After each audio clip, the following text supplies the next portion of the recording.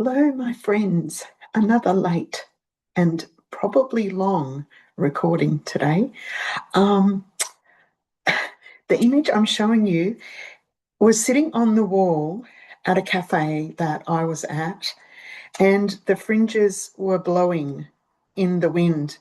And it was at a place called the Hill of Tara, and I'll show you that later on. But it made me giggle so much because it reminds me of how much my fringe is blowing in the wind in most of the photos that I'm taking. So I'm getting my hair cut next week. I'm so happy.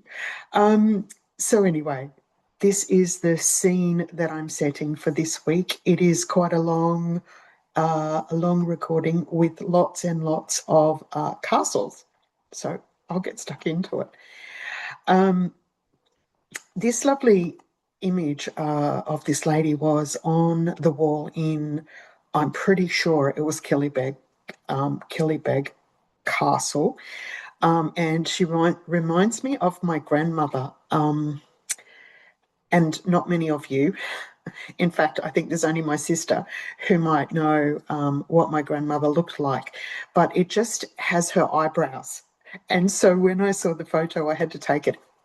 It was someone's mother. It didn't even have the name of the person. It could be a queen. I don't know who she was. However, she reminded me of my grandma. So I put that image here. I have very quick reflections this week. My journey has been really fast traveling. I guess I've used the time with the car to drive most days around for most of the day. In between checking out of accommodation and into accommodation, I've been stopping and seeing castles and gardens and cafes and things to fill in the middle of the day. But one thing I'm also learning, and again, I've met some beautiful Airbnb and booking.com accommodation people, and it reminds me that we all have talents, whatever that is. Wherever I go, people have created these spaces that they're very proud of, and they use their talents in many ways, whatever that might be. But I think it's important for us to think about what our talents are. What are you proud of that you can do? And if you can't think of anything, it's actually quite a good thing to sit back and reflect on. So lots of things came up around beauty, including this lovely lady, but also time, the word time, how I think beauty comes up all the time in Ireland for so many reasons. But this time in this week, I've looked at long-term things from hundreds and hundreds to thousands and thousands of years ago. So time and the passing of time is something that I'll mention. So I want to show you some images. Again, when I left the north of Ireland to head south and east and south and west, which is my journey. I'll show you a map hopefully later on to show you about roughly where I've been. There were just images that I wanted to show you again of the beauty of the things that you see and just the randomness of the stones that are everywhere here in Ireland, the history of monasteries and of journeys, pilgrimages. They're everywhere that you go, and it's just something unique to not Australia. So I thought I would mention it. One of the other things that I forgot to mention was that I went to Sleeve League, um, spelled as almost we would say it, but not in Irish. Um, and Sleeve League was, and I think I talked about it in the WhatsApp. And again, today I sent you another funny little video of what happened when I went there. But mountains are everywhere around you. And I climbed up Sleeve League and down to get back to my car, which was a bit of a journey. And the sheep play an important part in the video if you watch my WhatsApp. And sheep are everywhere here, as you know. That is Drum Mountain, I believe, on the right, and it just is above Sligo, the town or city of Sligo. And when you drive, it's just there. It's so huge and random, just sitting in the middle of nowhere. So I thought I would tell you about that. I went to Ballina. I think they pronounce it Ballina. And the unusual thing about the photo on the left is that my grandmother's name was Maloney. And so when I pulled in to get petrol, I realised that I was at Maloney's Ballina service station. So I took that. Now, Ballina was a city that was a bit underwhelming. I didn't spend a lot of time there, and I had driven for 3 hours to get there, so I was pretty tired. And it was busy, and it was just a general populous city that had everything, and had a markets I went to, and a Tesco, which is becoming my favourite shop. So just when I was driving out, one of the things was this castle, this sort of remnant of a building that sits on the harbour, because Ballina means mouth of the river, something like that.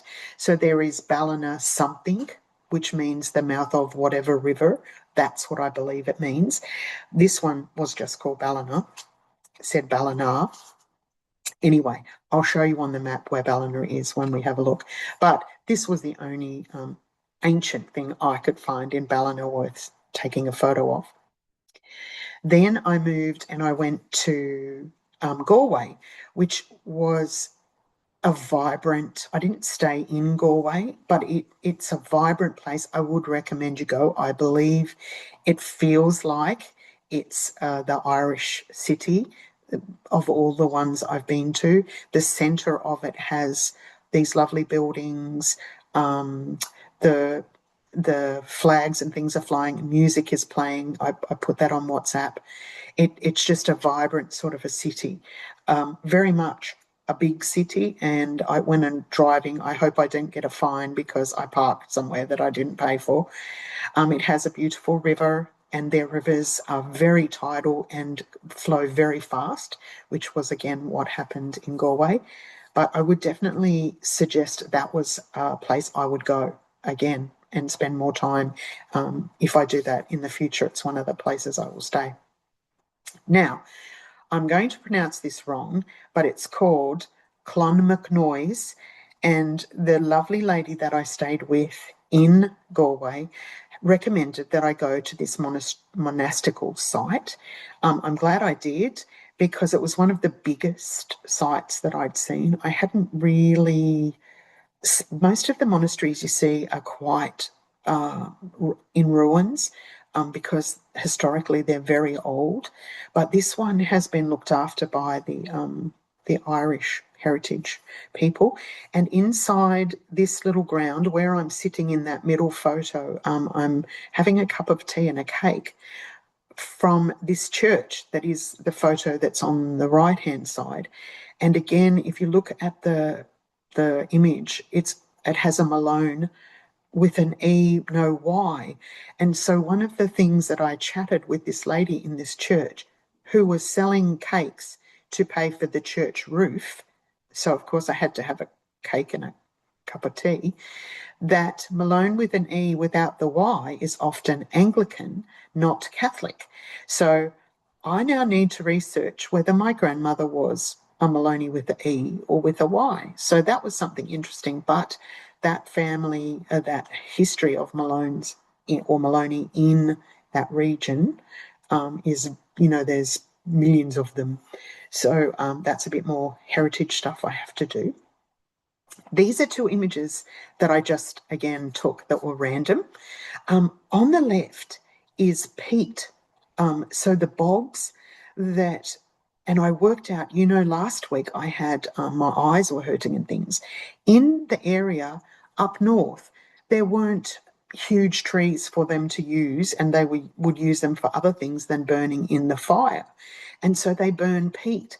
And what they do is they actually dig it, and this is through like a co-op system where the bogs are farmed by the people that live there, and you have your own little space that you're allowed to cut into the ground and dry out what is, thousands of years of moss compacting into this peat.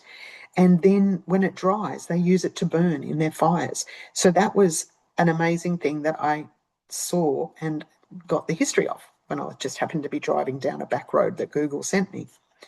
And then the other thing that was prominent in lots of places are these creative artists who are using damaged timber in some form to create these amazing artworks. And this was a tree in obviously the front of quite a large house that had been carved into that beautiful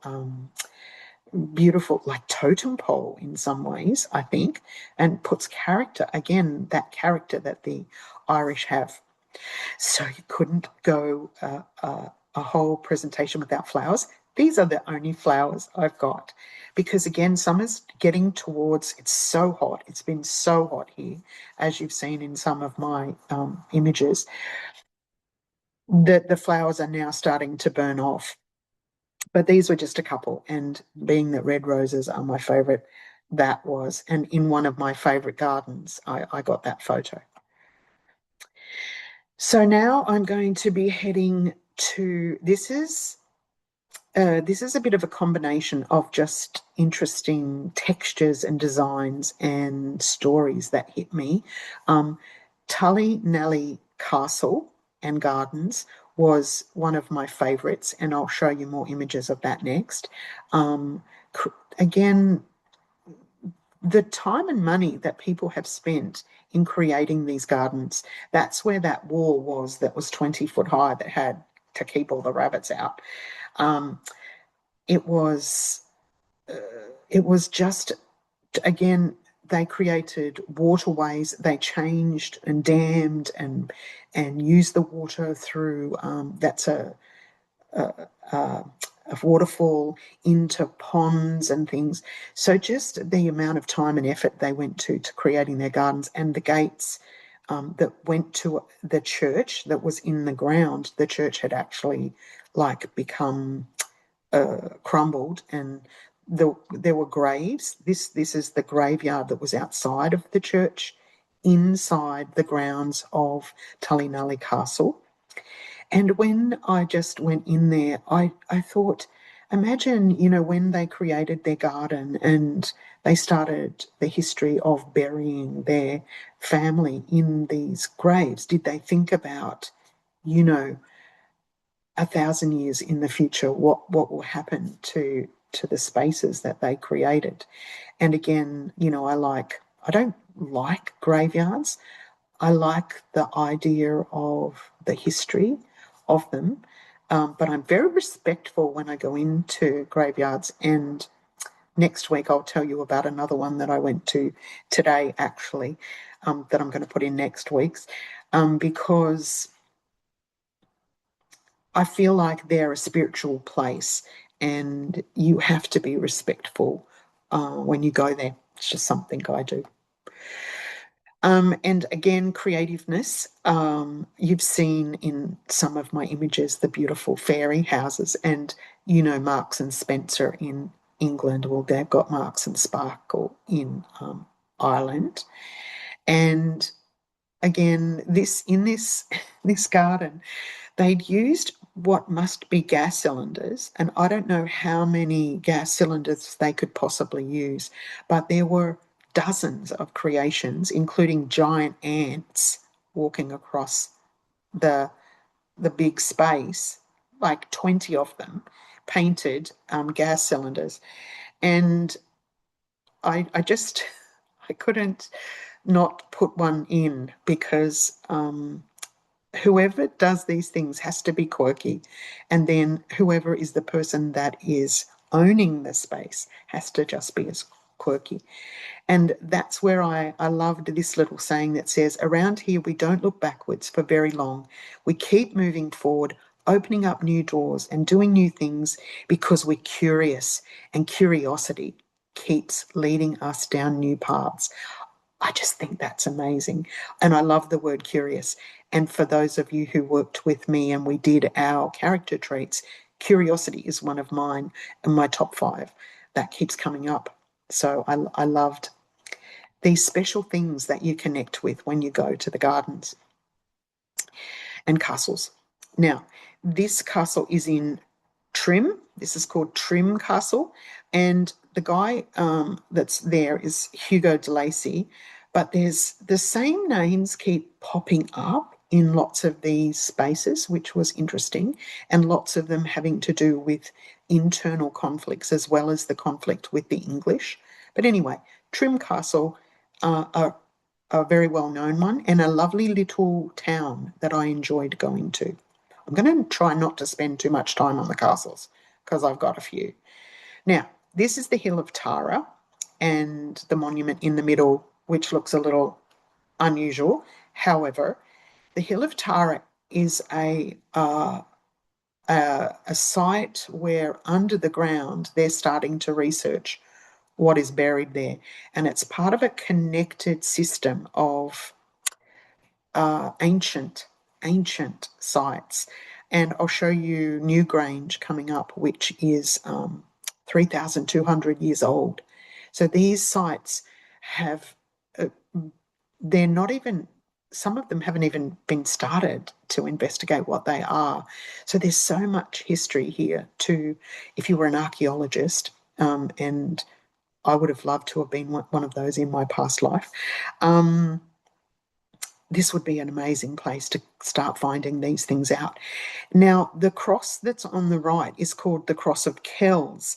And if any of you also know of the Book of Kells, which is one of the, I believe, oldest calfskin Bibles, history of like the story of Jesus and his stories.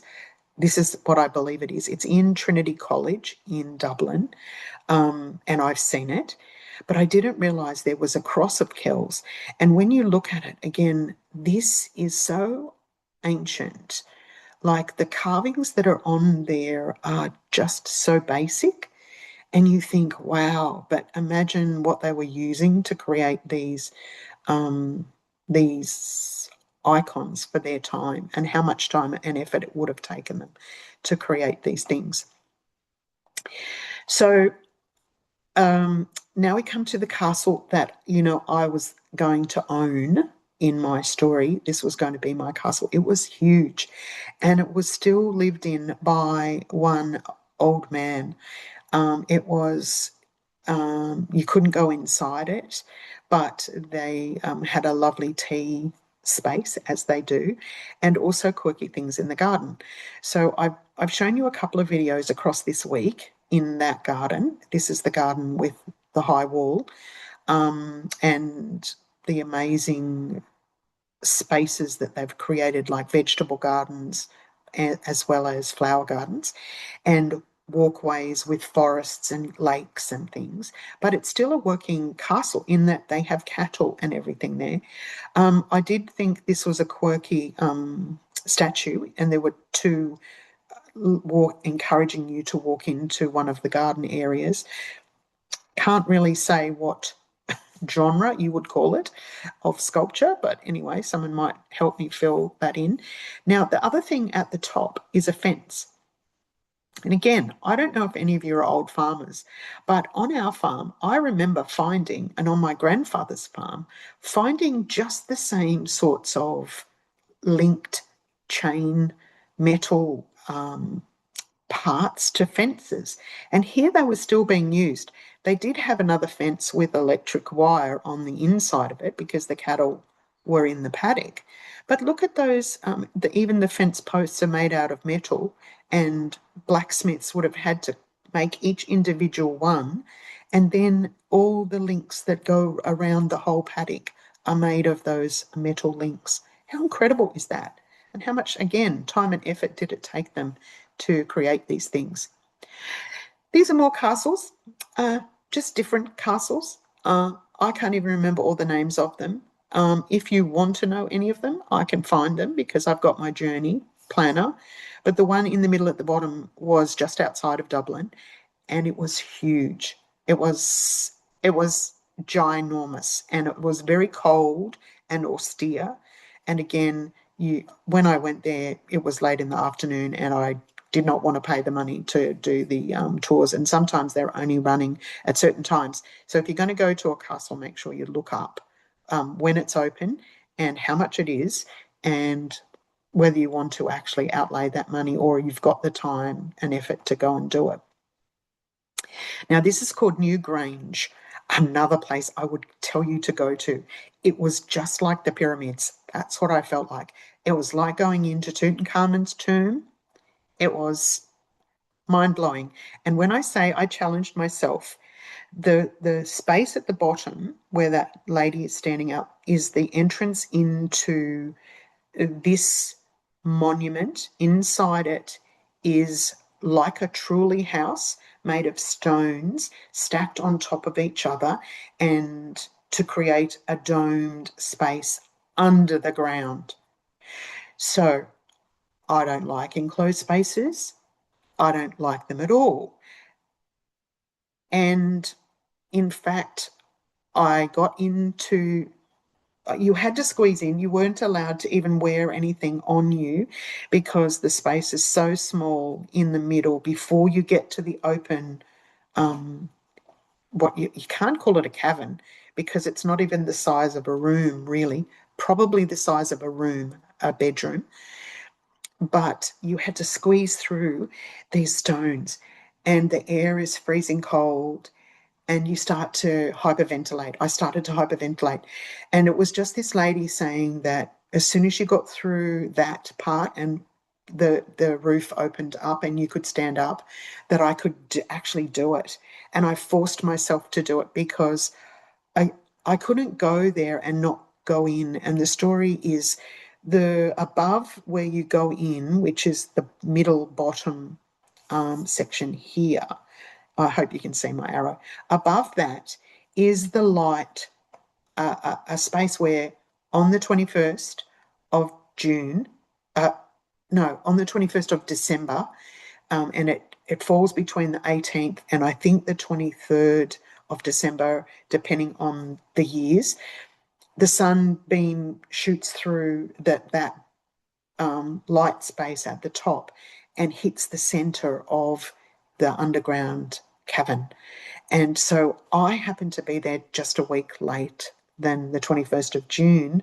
So I don't know if on the other side there's another one, but the story that this is 3,200 years old, and the stone in the front of the doorway was uncovered, and it's still being researched, but it's only it hasn't that long been open. So if you get a chance and you would love to hear stories around the life of people living 3,200 years ago, definitely go to Newgrange. It's only just outside of Dublin as well.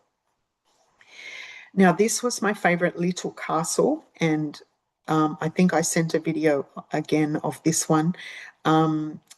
It's called Huntington Castle, and it was so tricky to find, and I was just going to leave it and not go in, but I watched a car sort of dart in this tiny little driveway between buildings and realised that that's where the castle entrance was, and that's the only reason I went there.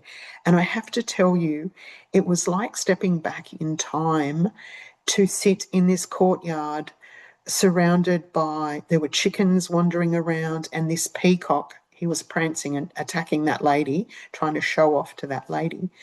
And I had the most amazing carrot cake. It was so divine. And I just sat there and I thought, do you know, like if you took away all the frills of our century, you could still be back in the day living in, this castle. It was just beautiful, called Huntington Castle, and it's a tiny castle out in the middle of a tiny little village. Again, if you want to know, I can find it for you. As opposed to this one, this is called Killybegs Castle, and Killybegs is Killybegs. I think it's got an S. Killybegs is a big city, quite large, still quite traditional. It's got a traditional centre, but this castle was one of the biggest that I'd seen, and I do show a video of it, I think, in my WhatsApp. I'm looking out the window down to the grounds of the castle. I went inside and did a tour with this one. It was just a self tour. Again, I got there late in the afternoon, and the last tour was already walking around, but it did have lots of signs and things for you to see. Another castle I would recommend going, not expensive. If you're over 60, you get them at a discount. Sometimes it's half price, sometimes it's, just a couple of euro off. And then this is called Ormond Tudor Palace. Now, this one surprised me. I knew I had to go there because it was different, because the palace at the back of the palace, this is the new part, the Tudor part, was built by Black John, who was related to Queen Elizabeth I. So that's him in the middle, and that's Queen Elizabeth I. Now, they were children and they played together. And from that time, he went from Ireland to live with the Queen. She wasn't the Queen then, and she certainly wasn't a legitimate child, I feel, the story goes. Anyway, you can check me on that. However, he lived, he married someone called Elizabeth and took her to the old castle. So there was a castle built by 3 different people, and it was all stone and quite austere, but he wanted a palace fit for the Queen. And so he built this whole section on the back, and his wife Elizabeth helped him decorate it and design it and create it. And everything he did was to idolise Queen Elizabeth. He just wanted her to come and see this place he was building for her. Unfortunately, she didn't get there, but all through his house, he had icons of things. That's an image of her in the stucco. She sent tradespeople to help him build this. She got French, Italian, from all over the world to come and help him as masons and builders to help construct this palace. Now, something I didn't know is that pewter, back in the day when they drank out of pewter, had lead in it. And so every time they were drinking out of the cups and eating off the plates, they were actually poisoning themselves. Now, that I learned in the tour in this amazing, I did the tour here. It was a rainy day, and so I went early and got to do a tour with an amazing Austrian girl who was talking about this palace and just learning lots of different things, like so many things you learn.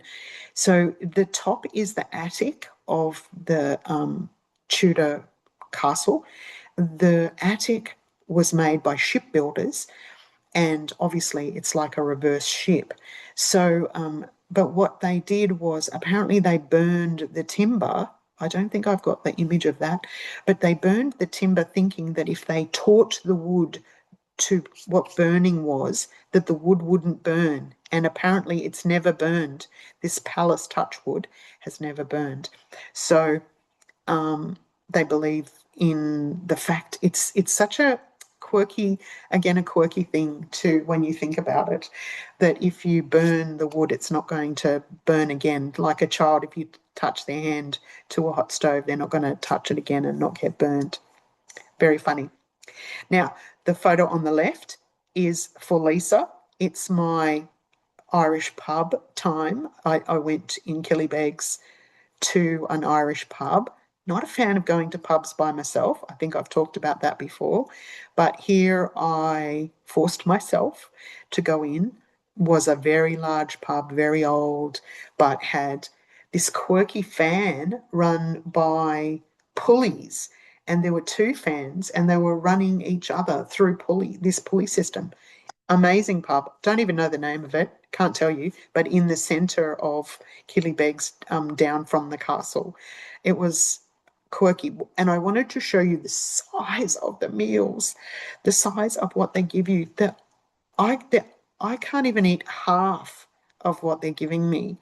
And like you see a meal and you think, oh yeah, I'll be fine. It's chicken and chips. How big can it be? It's giant.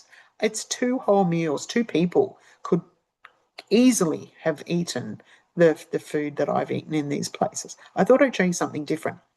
And in the bottom is the last place I stayed at, which was Irene and Seamus's house. And it was very lovely. And it was a working farm, a dairy farm. And I've got some really lovely photos. Had a really wonderful time chatting with them. Seamus has had both his knees done. So the poor guy's laid up.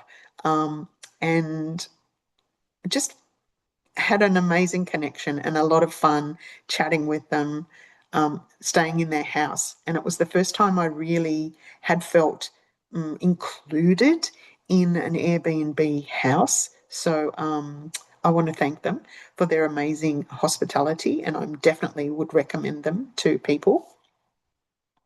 So that's the end. I wanted to. I know it's huge. It's been a huge week, and I finished off today in Lismore, Leos More. I'm going to say Leos More, but it was a lovely town, and I had to put that in there. And I'm going to talk about Lismore next week, and show you some photos of Lismore Castle. But one of the things again this week that I just wanted to finish on, and I think, whoops, sorry, I'll go back. So you're not just looking at a black screen, is about the message that I got. Again, if you want to leave, it's fine. Thank you for watching, and I'll talk to you next week. But this message hit me through all these journeys through from 3,200 years ago to now, is that we are all part of one thing. Like our journey is part of an ongoing journey of humans from that generation to now. And whether you like in our career theory and early childhood theory, we talk about systems theory or chaos theory or planned happenstance. It felt like to me this week that we are part of impacting on so much and being impacted on by so much. And I thought to myself, as you know, we've had my journey in Ireland has a lot been about impact on small things, the accidents that I've seen where people's decisions have caused chaos, or the fact that 90% of the drivers will stop and let someone in, or let someone turn, or patiently wait for a cyclist on a back road. The decisions you make when you impact outwards are so important. And I just got that message. It hit home to me this week through time, through the beauty of what we do, through the lovely Irish people who smile and say hello to you. Just felt like what it used to be like when I was a kid in a country town. But also then the impact that you can have on people if you consider that you are part of the one. And that's my message for this week, is to find what it is that you can do to help the universe to be a more a happier place, a kinder place, a place filled with joy or fun or silliness that you can be part of, rather than getting caught up in this world that's so negative and so destructive. Look for ways to keep this positivity going. And that's my message for you. Love chatting with you. I get on the plane tomorrow to go to Scotland and see my beautiful friends Andy and Nicola, and I'll tell you all about Scotland. I'm so looking forward to it. I hope you're well. I hope the weather's lovely, and ciao for now. Bye. I've got to find the button to turn it off. Bye.